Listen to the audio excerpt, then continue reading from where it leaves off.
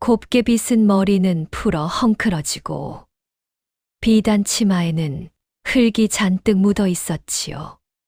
그 앞에 조용히 서 있는 것은 다름 아닌 연화였습니다. 서금옥이 덜덜 떠는 목소리로 울부짖었습니다. 연화야, 제발 살려다오. 내가 마음만 먹으면 나를 살릴 수 있지 않느냐. 불과 3년 전, 저 서금옥이 연화를 공금 도둑으로 몰아 연화의 등을 발길로 걷어차며 갈대밭에 내던진 사람이었으니까요. 서금옥, 두고 봐라. 반드시 돌아간다. 갈대상단이 강변 마을에 문을 연 지 3년이 흘렀습니다. 그 사이 갈대상단은 충청도를 넘어 전라도와 경상도까지 이름을 떨치는 큰 상단이 되었습니다. 도일 영감의 물길 장부와 연화의 시세 있는 눈이 합쳐지니 당할 상단이 없었지요. 연화야, 내가 잘못했다. 크게 잘못했어.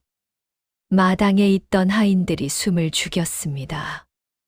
연화는 한참을 말없이 내려다보았습니다. 봄바람이 마당을 가로질러 불어갔습니다. 여러분, 지금부터 들려드릴 이야기는 조선 팔도를 뒤흔든 기막힌 사연입니다. 바로 시작하겠습니다. 때는 조선 중엽, 충청도 강경포구였습니다. 강경은 조선에서 손꼽히는 큰 장터였지요. 아침부터 저녁까지 흥정 소리가 끊이질 않고 온갖 물건들이 뒤섞여 코끝을 찌르는 곳이었습니다. 그 강경 한복판 포구 나루터에 어느 봄날 아침 커다란 배 한 척이 닿았습니다. 배에서 내린 것은 여인 하나였습니다. 허름하지 않은 단정한 무명 치마 저고리에 머리를 곱게 올린 여인이었지요. 30이 간 넘어 보이는 얼굴에는 세월의 흔적이 역력했으나 눈빛만큼은 강경 앞바다처럼 깊고 단단했습니다. 강경 장터 사람들이 수군거리기 시작했습니다. 저 여인이 갈대상단 안주인이라고? 맞아. 저 여인이 바로 그 연화야. 어떻게 절이 됐대? 3년 전에 공금 도둑으로 맨발로 쫓겨난 그 여자 아니었어? 웅성거림이 포구를 가득 채웠습니다.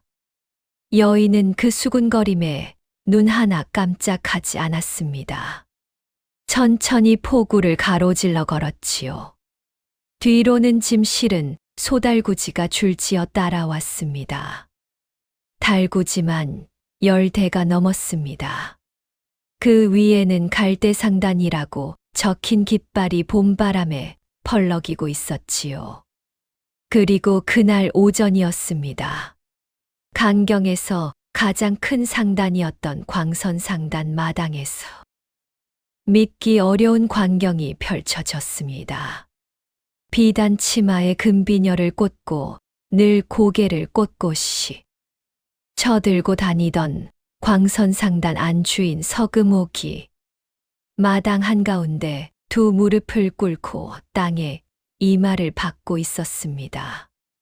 곱게 빗은 머리는 풀어 헝클어지고 비단 치마에는 흙이 잔뜩 묻어 있었지요. 그 앞에 조용히 서 있는 것은 다름 아닌 연화였습니다. 서금옥이 덜덜 떠는 목소리로 울부짖었습니다.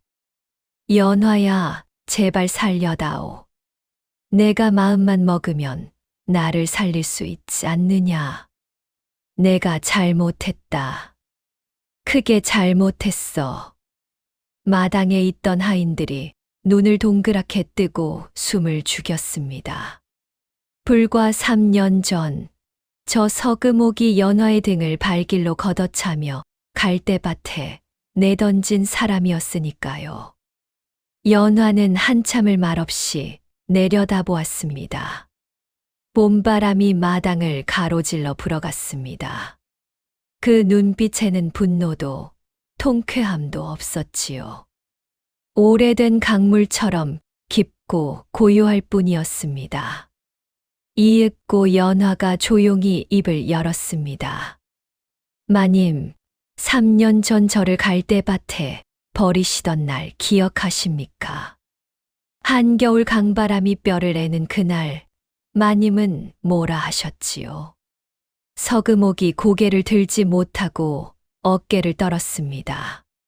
재주 없는 것이 설치다. 결국 이 꼴이 났다고. 다시는 내 눈앞에 얼씬도 하지 말라고 하셨지요. 연화가 한 걸음 천천히 앞으로 나아갔습니다. 그 갈대밭에서 저는 죽지 않았습니다. 갈대는 바람에 눕지만 뿌리는 꺾이지 않거든요. 자, 여러분. 대체 이 연화는 어떤 여인이며 어쩌다 갈대밭에 버려진 것일까요? 그리고 3년 만에 어떻게 강경 최대 상단의 안주인을 무릎 꿇게 만든 것일까요? 충청도 예산 땅 소금 냄새가 은은하게 풍기는 작은 마을에 조그만 보부상 집이 하나 있었습니다. 집은 낡았으나 대문 앞에는 늘진 보따리가 산처럼 쌓여 있었고 아침이면 아궁이에서 밥 짓는 연기와 함께 달그락달그락 밥그릇 소리가 담장을 넘었습니다. 마루 위에는 전국 팔도 장터 이름이 빼곡히 적힌 낡은 장부가 늘 펼쳐져 있었지요. 이 집의 주인은 보부상 최판서였습니다. 키가 크고 허허실실 웃음이 많은 사람이었으나 장사 수완만큼은 충청도에서 둘째가라면 서러울 정도였지요. 그에게는 딸이 하나 있었습니다. 바로 연화였습니다. 연화는 어릴 때부터 남달랐습니다. 글을 배우는 속도가 오빠들보다 빨랐고 장부를 들여다보면 틀린 숫자를 귀신같이 집어냈습니다. 아버지를 따라 장터에 나가면 어느 물건이 잘 팔리고 어느 물건이 남는지 한눈에 알아챘지요. 거래처 아저씨들이 호들갑스러운 말로 값을 올리려 할 때도 연화는 눈 하나 깜짝 않고 장부를 들이밀었습니다. 아버지 최판서는 그런 연화를 볼 때마다 무릎을 치며 말하곤 했습니다.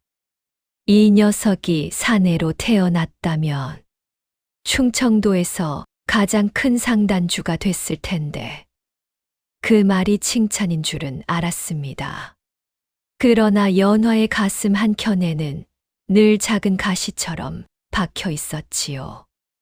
여자라는 이유만으로 앞에 나서지 못하고 늘 뒤에서 숫자를 맞추고 장부를 정리해야 하는 신세. 연화는 그것이 억울했으나 내색 한 번 하지 않았습니다. 연화가 18살 되던 해 봄이었습니다. 아버지의 오래된 벗이자 눈먼 장사꾼 도일 영감이 마을을 찾아왔습니다. 도일 영감은 젊어서 전국 팔도 장터를 발로 누볐던 사람이었습니다. 그러다 40이 넘어 눈을 잃었지요. 두 눈은 잃었으나 대신 귀가 무서울 만큼 밝아져서 바람 소리만 들어도 날씨를 알고 사람 발소리만 들어도 그 사람 형편을 알아챘습니다. 도일 영감이 마루에 앉아 연화를 처음 만나던 날이었습니다. 영감이 손을 내밀어 연화의 손을 잡았습니다. 손이 부드럽지 않구나. 장부를 많이 만진 손이야. 연화가 놀라 대답했습니다. 아버지 장부를 정리하고 있습니다. 도일 영감이 고개를 끄덕이며 나직이 말했습니다. 장사는 눈으로 하는 게 아니다. 백성들 웃음소리가 바뀌면 시세가 바뀌고 강물 냄새가 달라지면 흉년이 온다. 장사의 반은 사람 마음을 읽는 것이고 나머지 반은 때를 기다리는 것이야. 그날부터 연화는 도일 영감에게서 장사의 이치를 배우기 시작했습니다. 장터에서 어떤 목소리로 흥정해야 하는지, 거래처 상인의 눈빛이 어떻게 변하면 값을 낮춰야 하는지, 어느 계절에 어느 물건을 사두어야 하는지, 도일 영감은 수십 년 장사로 쌓아온 모든 것을 연화에게 하나씩 전해 주었습니다. 연화는 스펀지처럼 빨아들였지요. 그렇게 3년이 흘렀습니다. 연화가 21살이 되던 해 가을, 아버지 최판서가 갑자기 쓰러졌습니다. 장터에서 돌아오다 길 위에 고꾸라졌는데 의원을 불러보니 오래 무리해서 몸이 버틴 한계에 이른 것이라 했습니다. 최판서는 자리에 누운 채 연화의 손을 꼭 잡았습니다. 연화야, 내가 한 가지 한이 있다. 내가 이 장사를 이어받을 수 없다는 것이 말이야. 세상이 원래 그런 거다. 여자가 상단을 꾸린다 하면 거래처가 등을 돌리거든. 연화가 아버지 손을 더 꼭 쥐었습니다. 아버지, 걱정 마세요. 내 걱정이 아니야. 내 재주가 아깝다는 말이다. 최판서는 그해 겨울을 넘기지 못하고 눈을 감았습니다. 아버지의 손이 차가워지는 순간 연화는 펑펑 울었습니다. 이불 속에 얼굴을 묻고 밤새 울었지요. 이튿날 아침 친척들이 몰려왔습니다. 먼데 살던 삼촌이며 사촌들이 모여 앉아 수군거렸습니다. 여자가 보부상단을 어찌 운영하겠어. 어서 남자를 들여야지. 연화는 혼자 그 자리에서 맞섰습니다. 제가 하겠습니다. 장부도 제가 맞춰왔고 거래처 상인들도 저를 압니다. 그러나 친척들은 콧방귀를 뀌며 손을 내저었습니다. 결국 연화의 보부상단은 먼 친척 아저씨 손에 넘어가고 말았습니다.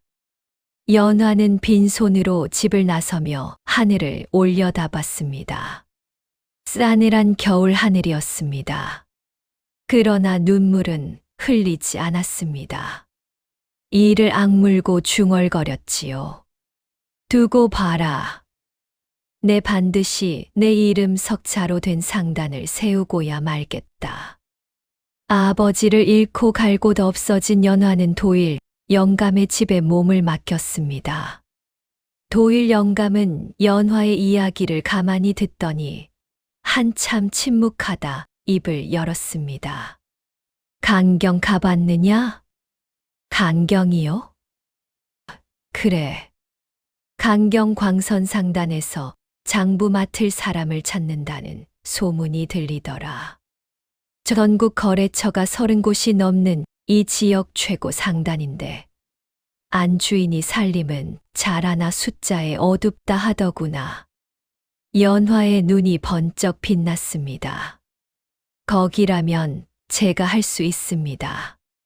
도일 영감이 고개를 저었습니다.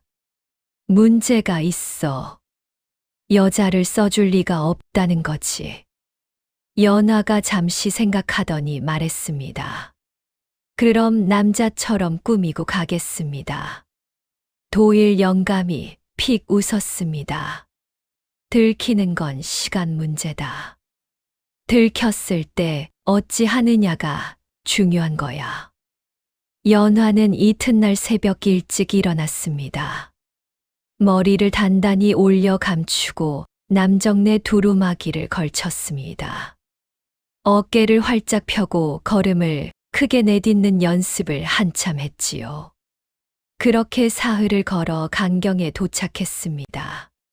강경 장터는 연화가 처음 보는 규모였습니다. 비린내와 된장 냄새, 가죽 냄새가 뒤섞인 그 북적임이 연화의 가슴을 뛰게 만들었습니다. 광선 상단 대문 앞에 섰을 때 연화는 심호흡을 했습니다. 문을 두드리자 하인이 나와 위아래를 훑어보더니 안으로 안내했습니다. 사랑채에는 상단주 임봉수가 앉아 있었습니다. 나이 50이 넘어 보이는 배가 불룩하고 수염이 많은 사람이었지요. 눈매는 부드러웠으나 뭔가 어수룩한 구석이 있어 보였습니다. 임봉수가 연화를 위아래로 훑어보다가 눈을 가늘게 떴습니다. 아니, 이 사람, 여자 아니요? 연화의 등에서 식은땀이 흘렀습니다. 하인들이 웅성거렸습니다. 여자가 여기를 왜 와? 어서 내보내게. 임봉수가 손을 흔들려는 바로 그 순간이었습니다. 안채 쪽에서 치마 자락 스치는 소리와 함께 여인 하나가 나타났습니다. 바로 서금옥이었습니다. 40 중반으로 보이는 여인이었는데 디단 치마에 금비녀를 꽂고 자태가 곱고 단아했습니다. 눈매가 가늘고 입꼬리가 살짝 올라가 있어서 언뜻 보면 인자해 보였지요. 서금옥이 연화를 보더니 가만히 다가왔습니다. 잠깐요. 이분이 왜 남장을 하고 오셨는지 여쭤봐도 될까요? 연화는 솔직하게 말했습니다. 여자라고 하면 써주시지 않을 것 같아서였습니다. 저는 어릴 때부터 아버지 보부상단 장부를 도맡아 왔습니다. 전국 12군데 장터 시세를 꿰고 있습니다. 서금옥이 잠시 연화를 바라보다 임봉수에게 말했습니다. 여보, 이분 한번 써보는 것이 어떻겠습니까? 임봉수가 눈을 동그랗게 떴습니다. 여자를요? 서금옥이 부드럽게 웃었습니다.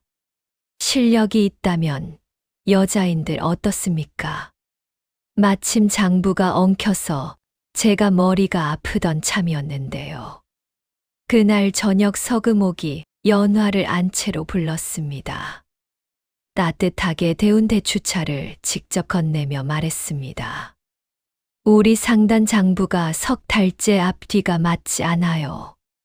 거래처 하나가 계속 단가를 속이고 있는 것 같은데 저는 숫자에 어두워서 어디서 틀렸는지 모르겠어요. 연화가 장부를 펼쳤습니다. 촛불 아래에서 빼곡한 숫자들을 한 줄 한 줄 짚어가다 손가락을 멈췄습니다. 여기입니다. 소금 거래처 하나가 납품 수량을 매달 적게 적고 차액을 가로채고 있었습니다. 석 달이면 쌀 10가마 값이 넘습니다. 서금옥의 눈이 번뜩였습니다. 어머나, 귀신 같네요. 그날 밤 연화는 날이 새도록 촛불을 켜고 장부 전체를 다시 정리했습니다. 손이 곱을 만큼 찬 새벽이었지만 멈추지 않았지요. 이튿날 아침 서금옥이 그것을 보고 연화의 손을 꼭 잡았습니다. 수고했어요. 여기서 밥은 제대로 먹고 지내야 해요. 그 손이 따뜻했습니다. 연화는 처음으로 마음이 놓이는 기분이었습니다. 아버지를 잃고 집도 잃고 갈 곳 없던 자신을 거두어 준 사람. 연화는 그날부터 서금옥을 어머니처럼 여기기 시작했습니다. 그것이 얼마나 큰 착각인지는 아직 몰랐습니다. 연화가 광선상단에 들어온 지 석 달이 지났을 무렵이었습니다. 처음 한 달은 조용히 지냈습니다. 말을 아끼고 눈을 크게 뜨고 상단 돌아가는 것을 구석구석 살폈지요. 어느 창고에 어느 물건이 얼마나 쌓여 있는지, 어느 거래처와 거래가 잘 이루어지는지, 어느 하인이 성실하고 어느 하인이 빈틈이 있는지 하나하나 눈에 담았습니다.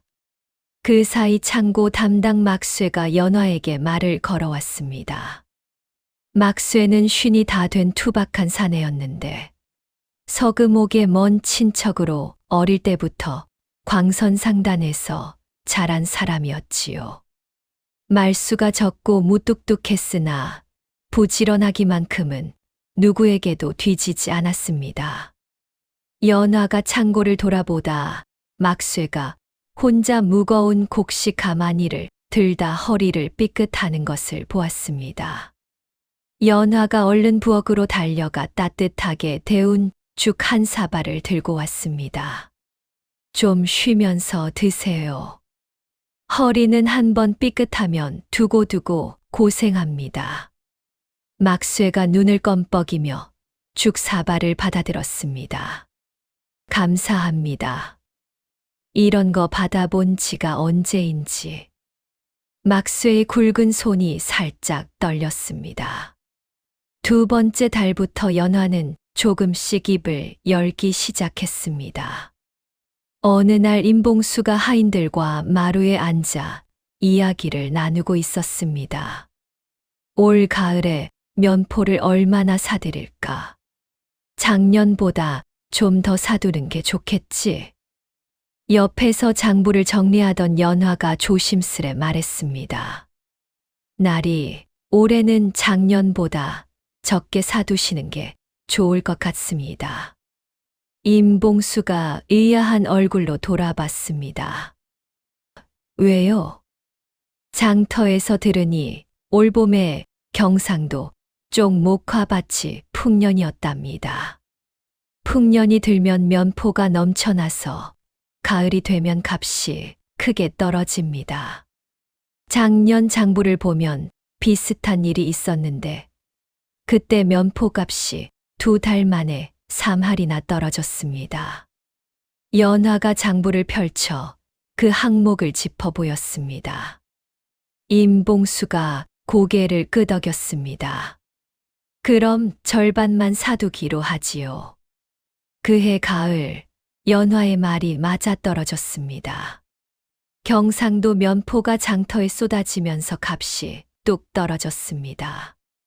다른 상단들은 비싸게 사두었다가 싸게 팔아 큰 손해를 봤으나 광선 상단만은 피해를 피했지요.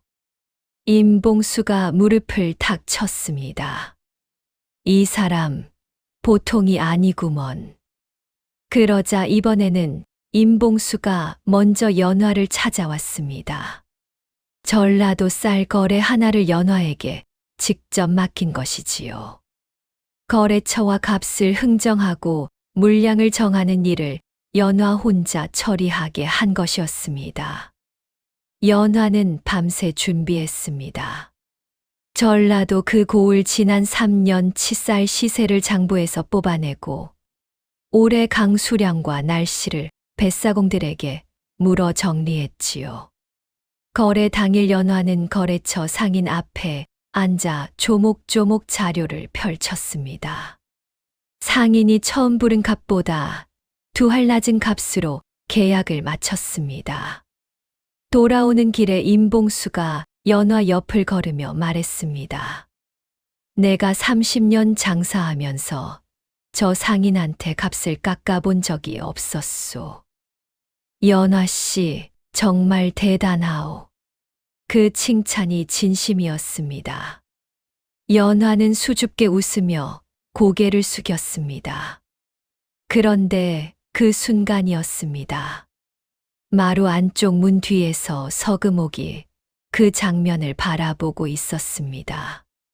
입가에는 여전히 미소가 걸려 있었습니다. 그러나 눈 깊은 곳에서 뭔가 차갑고 날카로운 것이 번뜩이고 있었지요. 소문이 퍼지기 시작했습니다. 광선상단에 귀신 같은 여자 장사꾼이 있다고. 그 여자가 뭘 사두면 반드시 오른다고. 거래처 상인들이 연화를 만나러 찾아오기 시작했고, 새로운 거래처들이 줄을 이었습니다. 연화가 들어온 지 1년이 지나자 광선상단의 규모는 2배 가까이 커졌습니다. 서금옥은 여전히 다정하게 웃었습니다. 추운 날에는 소미불을 직접 가져다 주기도 하고 좋은 음식을 챙겨주기도 했지요. 연화야, 내가 우리 집에 들어온 뒤로 살림이 이렇게 피었구나. 내가 있어 내가 얼마나 든든한지 몰라. 연화는 그 말을 들을 때마다 가슴이 뭉클했습니다. 나에게 이런 분이 생겼구나. 아버지를 잃고 나서 이런 분이 생겼구나. 그러나 서금옥의 눈 속에서 가끔 번뜩이던 그 차가운 빛을 연화는 아직 몰랐습니다. 그것이 질투가 아니라 훨씬 더 무서운 것임을. 서금옥은 강경상단들을 좌지우지하는 상단 연합의 실세였고, 관아와도 은밀히 손잡고 있는 사람이었습니다. 그런 사람이 연화를 눈의 가시로 여기기 시작했다는 것을 연화는 꿈에도 몰랐습니다. 연화가 광선상단에 들어온 지 꼭 2년이 되던 해봄이었습니다. 꽃샘 추위가 지나가고 강경포구의 봄바람이 불어오던 어느 밤이었지요. 서금옥이 깊은 밤 안채방 하나의 촛불을 낮게 켜고 앉아 있었습니다. 그 방에는 막쇠가 불려왔지요. 막쇠가 문을 닫고 방 안으로 들어서자 서금옥이 입을 열었습니다. 막쇠야. 예, 마님. 연화 그년이 우리 상단을 통째로 삼키려 하고 있어. 막쇠가 눈을 껌뻑였습니다. 서금옥이 목소리를 낮췄습니다. 봐라.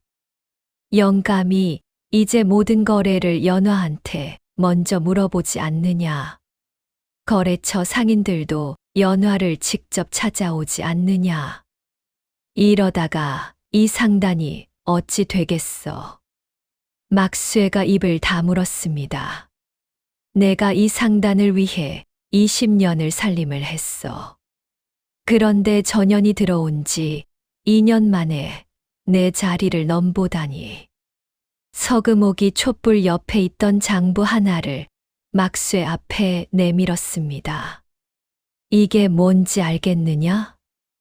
막쇠가 들여다봤습니다. 거래 장부 같은데요. 맞아. 진짜 장부처럼 보이지? 그런데 이건 내가 새로 만든 거야. 연화 글씨체를 흉내내서 썼어. 이 장부에는 연화가 거래처에서 몰래 돈을 빼돌린 것처럼 적혀 있어. 석 달치 거래에서 매번 조금씩 빼돌려서 합치면 쌀 100가마 값이 넘지. 막쇠의 얼굴이 굳었습니다. 막쇠야, 너는 창고에 있는 물건 수량만 이 장부에 맞게 살짝 바꿔놓으면 돼. 그러면 장부와 창고가 맞아 떨어지니까 아무도 의심 안 해. 막쇠가 바닥을 내려다보며 손을 비볐습니다. 게다가 서금옥이 목소리를 더 낮췄습니다. 내가 관한 나리와 이미 말이 되어 있어. 연화가 공금을 횡령했다는 고발장이 관아에 들어가면 바로 처리가 된다. 막쇠가 등골이 오싹해졌습니다. 서금옥이 관아와 손이 닿아 있다는 건 알고 있었습니다. 그러나 이렇게 무고한 사람을 엮는데 그것을 쓸 줄은 몰랐지요. 마님. 그러다 들키면 어찌 됩니까? 서금옥이 눈을 가늘게 떴습니다. 들킬 것이 없어. 장부는 진짜처럼 만들었고 관아는 내 편이야. 막쇠는 떨리는 손으로 장부를 받아들었습니다. 그날 밤 막쇠는 창고에 홀로 앉아 술을 마셨습니다. 손이 자꾸 떨렸습니다. 눈앞에 연화의 얼굴이 아른거렸습니다. 추운 날 죽 한 사발을 들고 창고로 달려오던 그 얼굴이요. 막쇠야, 허리는 한 번 삐끗하면 두고두고 고생한다던 그 목소리가요. 막쇠는 술잔을 내려놓고 두 손으로 얼굴을 감쌌습니다. 한편 서금옥은 그날부터 연화에게 더욱 다정하게 굴었습니다. 좋은 음식을 직접 챙겨주고 힘든 일이 있으면 먼저 걱정해 주었지요. 어느 날은 연화 방에 직접 솜을 두툼하게 넣은 이불을 가져다 주며 손을 꼭 잡았습니다. 요즘 밤이 아직 차. 이불 꼭 덮고 자야 해. 그 손의 온기가 어찌나 따뜻했던지 연화는 눈시울이 붉어졌습니다. 어머니 같은 분이다. 정말 어머니 같은 분이다. 연화는 그 온기가 함정이라는 것을 몰랐습니다. 서금옥은 3달에 걸쳐 차근차근 함정을 짜나갔습니다. 거래처 편지 날짜를 바꾸고 인장을 흉내내고 관아 나리와 미략을 다졌습니다. 그리고 그해 늦가을이 왔습니다. 단풍이 붉게 물든 어느 아침이었습니다. 연화는 여느 때처럼 새벽 일찍 일어났습니다. 세수를 하고 장부를 챙기려는데 대문 밖에서 요란한 소리가 들려왔습니다. 말발굽 소리와 쇳소리가 뒤섞이더니 관아, 포졸 5이 마당으로 들이닥쳤습니다. 광선 상단에서 장부를 담당한 연화 있느냐? 연화가 앞으로 나섰습니다. 제가 연화입니다. 무슨 일입니까? 포졸이 차가운 눈빛으로 내려다보며 말했습니다. 상단 공금을 몰래 빼돌린 죄로 잡아가야겠다. 연화의 머릿속이 하얗게 됐습니다. 그게 무슨 말씀이십니까? 저는 그런 일을 한 적이 증거가 있다. 포졸이 내민 장부를 연화가 떨리는 손으로 받아들었습니다. 빼곡하게 적힌 글씨는 자기 글씨체와 너무나 닮아 있었습니다. 그러나 연화는 이 장부를 쓴 적이 없었습니다. 온몸에 소름이 돋았습니다. 심장이 방망이질 쳤지요. 연화가 주위를 둘러봤습니다. 임봉수가 마루에 서서 고개를 푹 숙이고 있었습니다. 하인들은 눈을 피했습니다. 막쇠는 창고 문 뒤에서 보일 듯 말 듯 얼굴을 내밀고 있었지요. 그리고 서금옥이 안채 문 앞에 서서 눈물을 훔치고 있었습니다. 어쩌다 이런 일이. 내가 이렇게 믿었는데. 그 순간이었습니다. 연화는 모든 것을 알아챘습니다. 가슴이 뚝 끊어지는 것 같았습니다. 어머니 같다 여겼던 그 따뜻한 손이 추운 날 가져다 주던 그 솜이불이 잘 자야 한다던 그 다정한 목소리가 모두 함정이었다는 것을요. 마님, 이건 제가 하지 않았습니다. 마님이 아시지 않습니까? 그만해요. 서금옥이 고개를 돌렸습니다. 증거가 있는데 무슨 말을 더 하겠어요. 연화는 포졸들에게 끌려갔습니다. 관아에서 연화는 사흘을 버텼습니다. 자신은 하지 않은 일이라고 누군가 꾸민 일이라고 호소했지만 장부라는 증거 앞에서 아무도 듣지 않았습니다. 게다가 관아 나리는 서금옥의 사람이었습니다. 연화의 말은 처음부터 들릴 수가 없었지요. 사흘째 되는 날 판결이 났습니다.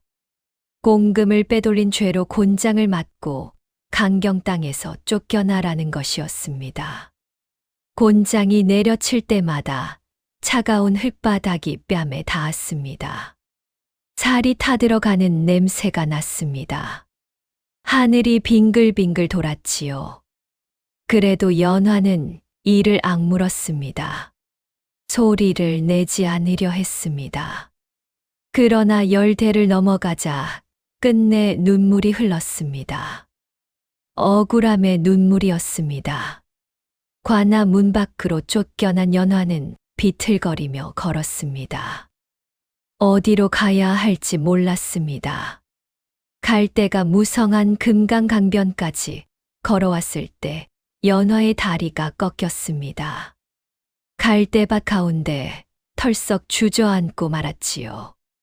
늦가을 강바람이 불어와 갈대들이 우르르 몸을 눕혔습니다. 바스락바스락 소리를 내며 파도처럼 흔들렸습니다. 그 소리가 어찌나 서럽게 들리던지 연화는 소리 내어 울었습니다. 아버지, 제가 잘못한 것입니까? 여자가 장사를 하겠다고 나선 것이 잘못입니까? 그렇게 얼마나 울었을까요? 갈대밭 사이로 지팡이 소리가 들려왔습니다. 거기 있는 사람. 억울한 발소리가 들리더니만 역시나 여기 있구나. 도일 영감이었습니다. 연화가 눈물을 훔치며 말했습니다.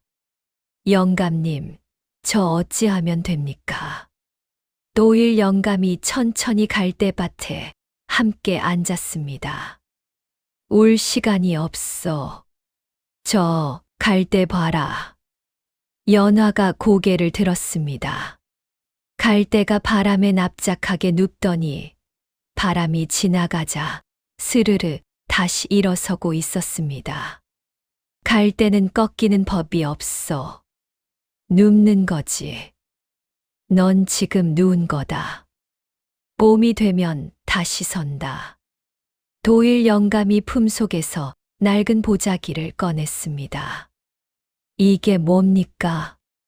내가 30년 동안 전국 팔도 장터를 누비면서 적어둔 물길 장부야. 어느 길로 가면 가장 빠르고 어느 강을 이용하면 물자를 가장 싸게 옮길 수 있는지 다 적혀 있어. 연화의 눈이 커졌습니다. 하지만 영감님, 서금옥은 관아와 손이 닿아 있습니다. 강경에서는 제가 아무것도 할 수 없습니다. 도일 영감이 고개를 끄덕였습니다. 알아. 그래서 강경이 아닌 곳에서 시작하는 거야. 강경 사람들이 모르는 물길로. 연화는 장부를 두 손으로 받아들었습니다. 두고 봐라. 반드시 살아서 돌아간다. 갈대밭에 바람이 불었습니다. 갈대들이 일제히 몸을 숙였다가 다시 일어섰습니다. 도일 영감과 연화는 강경에서 2시간 뱃길 거리의 작은 강변 마을로 거처를 옮겼습니다.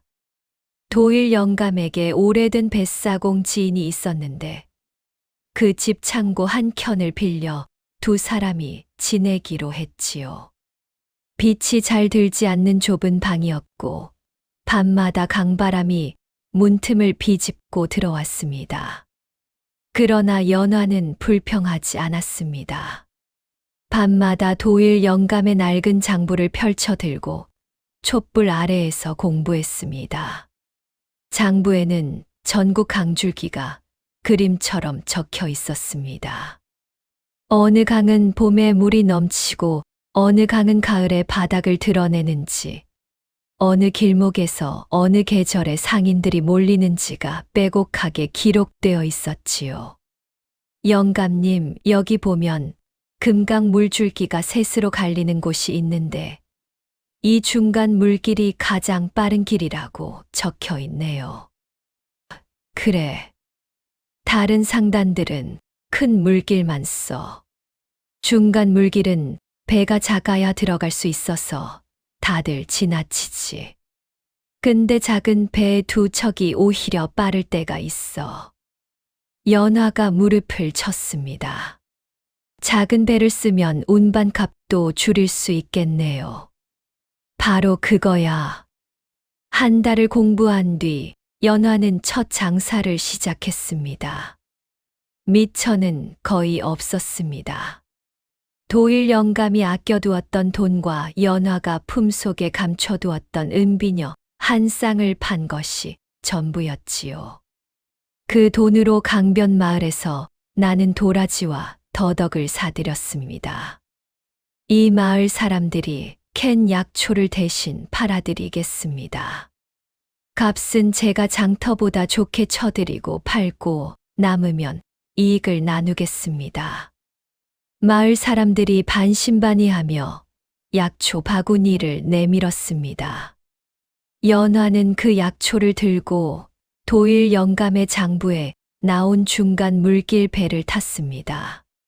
그런데 그날 일이 그리 순탄하지 않았습니다. 강하류 장터에 도착했더니 마침 다른 상단이 이미 약초를 잔뜩 풀어놓고 있었습니다.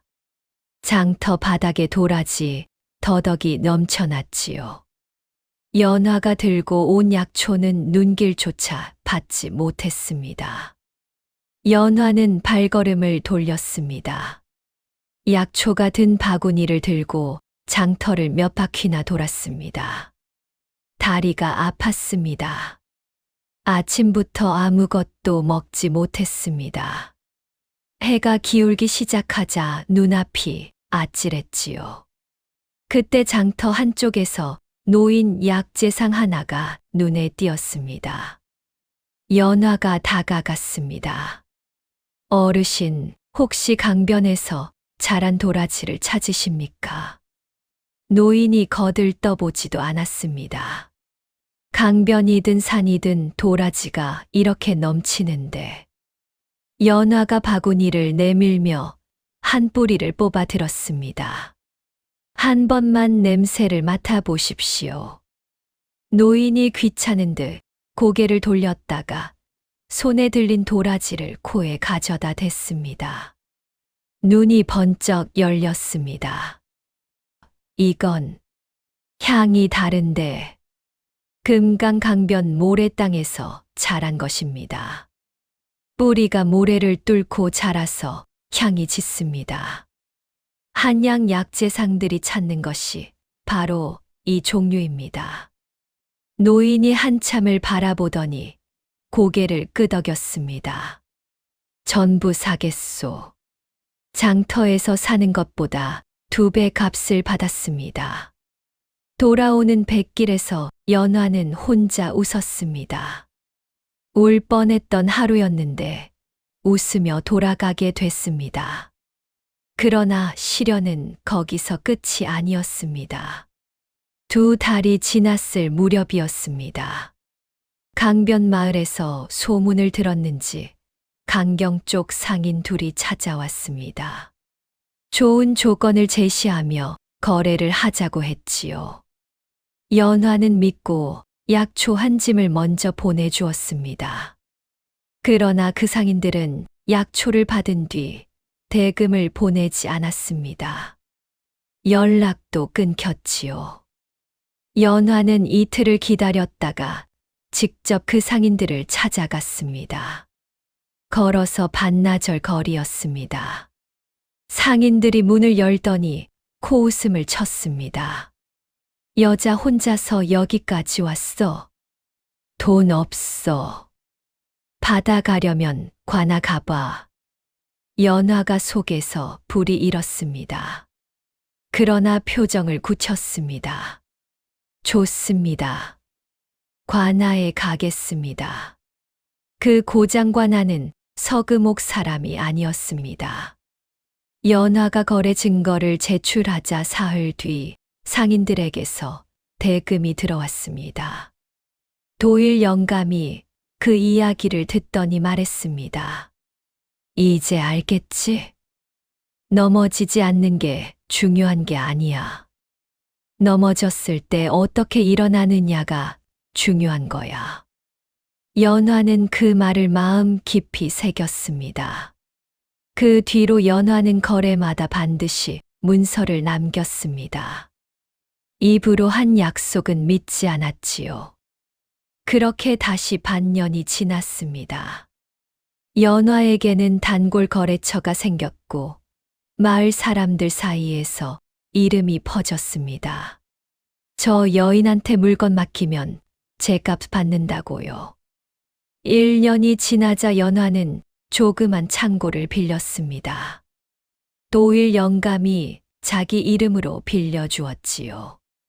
그 창고 문에 연화는 직접 나무판을 다듬어 이름을 써 붙였습니다. 갈대상단. 도일 영감이 물었습니다. 갈대라고 이름 붙였어.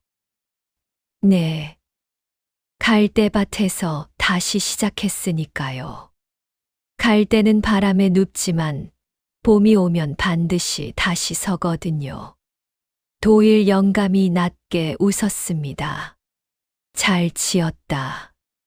갈대 상단이 강변 마을에 깃발을 꽂던 날, 연화는 혼자 강변에 나갔습니다. 저 멀리 강경 쪽 하늘을 바라보았습니다. 서금옥, 두고 봐라. 반드시 돌아간다. 갈대 상단이 강변 마을에 문을 연 지 3년이 흘렀습니다. 그 사이 갈대 상단은 충청도를 넘어 전라도와 경상도까지 이름을 떨치는 큰 상단이 되었습니다. 도일 영감의 물길 장부와 연화의 시세 있는 눈이 합쳐지니 당할 상단이 없었지요. 강경 장터 상인들 사이에서는 이런 말이 돌았습니다. 갈대 상단 연화가 뭘 사들이면 반드시 값이 오른다. 갈대 상단과 손잡으면 손해를 보는 법이 없다. 한편 광선 상단은 무너지기 시작했습니다. 연화가 떠난 뒤 서금옥이 직접 모든 살림을 맡았으나 장부는 앞뒤가 맞지 않았고 거래처들이 하나둘 등을 돌렸습니다. 서금옥이 관아와 손잡고 거래처 상인들을 압박했으나 이미 갈대상단이라는 더 좋은 선택지가 생긴 상인들은 아랑곳하지 않았지요. 그러던 어느 날 창고 담당 막쇠가 홀로 관아를 찾아갔습니다. 막쇠는 3년 동안 잠을 이루지 못했습니다. 추운 날 죽 한 사발을 들고 달려오던 연화의 얼굴이 밤마다 눈앞에 어른거렸지요. 갈대밭에서 다시 일어섰다는 소문을 들을 때마다 가슴이 더 무거워졌습니다. 결국 막쇠는 무릎을 꿇고 모든 것을 털어놓았습니다. 서금옥이 장부를 꾸며 연화에게 뒤집어 씌운 것, 관아 나리와 미략을 맺은 것, 모든 진실이 낱낱이 밝혀졌습니다. 포졸들이 광선상단으로 들이닥쳤습니다. 서금옥이 마당으로 뛰어나와 발을 굴렀습니다. 이게 무슨 날벼락이냐? 내가 무슨 잘못을 했다고. 그러나 막쇠의 증언 앞에서 서금옥은 할 말이 없었습니다. 관아와의 미략이 드러나자 서금옥이 기대던 관아 나리도 함께 문초를 받게 되었지요. 서금옥은 광선상단 안주인 자리에서 쫓겨나고 재산도 몰수당했습니다. 그동안 아내가 하는 일을 전혀 몰랐던 임봉수는 상단이 반쯤 기운 채 발이 묶였습니다. 임봉수가 직접 갈대상단을 찾아왔습니다. 수염이 길어진 얼굴에는 수심이 가득했고 허리가 한층 굽어 있었습니다. 마당에 들어서더니 그 자리에서 무릎을 꿇었지요. 연화 씨, 내가 눈이 어두워 아내가 하는 일을 몰랐소. 당신이 그 거래를 맡아 해내던 날, 나는 진심으로 고마웠소. 그 사람을 내가 지키지 못했구려. 진심으로 사죄드리오. 임봉수의 눈에서 눈물이 흘렀습니다. 연화는 한참을 말없이 바라보았습니다. 나리, 일어나십시오. 우리 상단이 지금 반쯤 기울었소. 연화 씨가 마음을 돌려 우리 상단을 맡아주신다면 무슨 조건이든 따르겠소. 연화가 창밖을 바라보았습니다. 저 멀리 금강물이 햇살에 반짝이고 있었습니다. 강변의 갈대가 봄바람에 흔들리고 있었지요. 한 가지 조건이 있습니다. 말씀하시오. 광선상단 이름을 바꾸겠습니다. 앞으로는 갈대상단으로 합치겠습니다. 임봉수가 두말 없이 고개를 끄덕였습니다. 그리고 바로 그날 오전이었습니다. 누더기를 걸친 여인 하나가 갈대상단 대문 앞에 비틀거리며 나타났습니다. 서금옥이었습니다. 한때 비단 치마에 금비녀를 꽂고 고개를 꼿꼿이 쳐들고 다니던 서금옥은 뼈만 앙상하게 남아 있었습니다. 보리 쪽 들어가고 눈 아래 그늘이 짙었지요. 서금옥이 연화 앞에 두 무릎을 꿇었습니다. 연화야, 제발 살려다오. 내가 마음만 먹으면 나를 살릴 수 있지 않느냐. 내가 잘못했다. 크게 잘못했어. 마당에 있던 하인들이 숨을 죽였습니다. 연화는 한참을 말없이 내려다보았습니다. 봄바람이 마당을 가로질러 불어갔습니다. 이윽고 연화가 입을 열었습니다. 마님, 3년 전 저를 갈대밭에 버리시던 날 기억하십니까? 한겨울 강바람이 뼈를 애는 그날, 마님은 손을 잡으며 잘 자야 한다 하셨지요.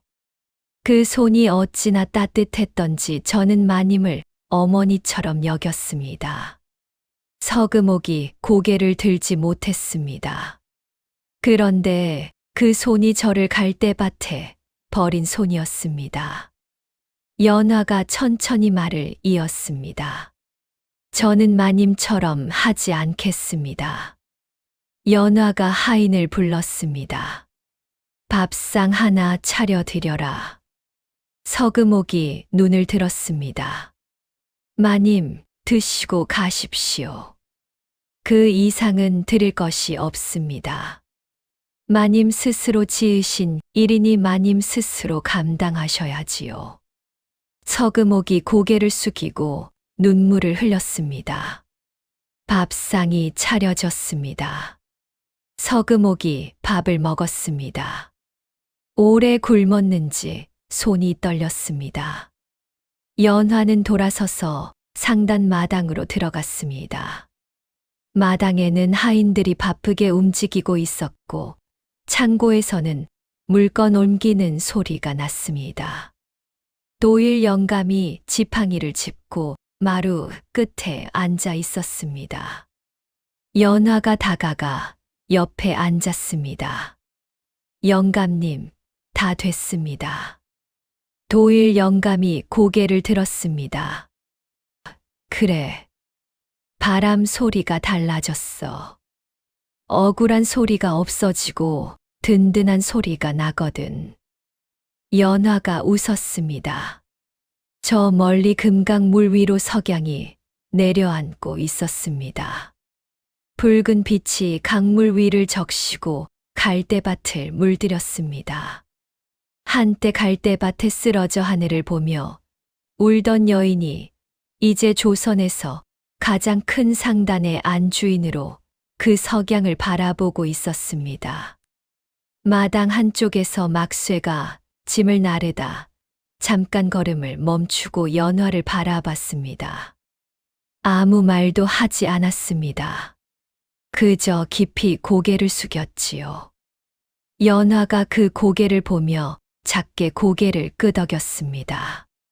갈대는 바람에 눕지만 결코 뿌리째 뽑히지 않습니다.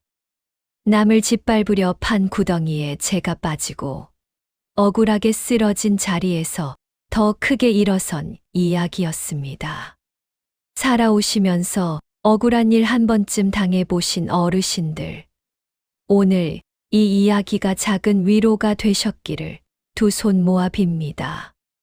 오늘 이야기가 마음에 남으셨다면 댓글로 갈 때는 다시 선다 한마디만 남겨주십시오. 여러분의 그 소중한 한마디가 저에게는 세상 무엇보다 큰 힘이 됩니다.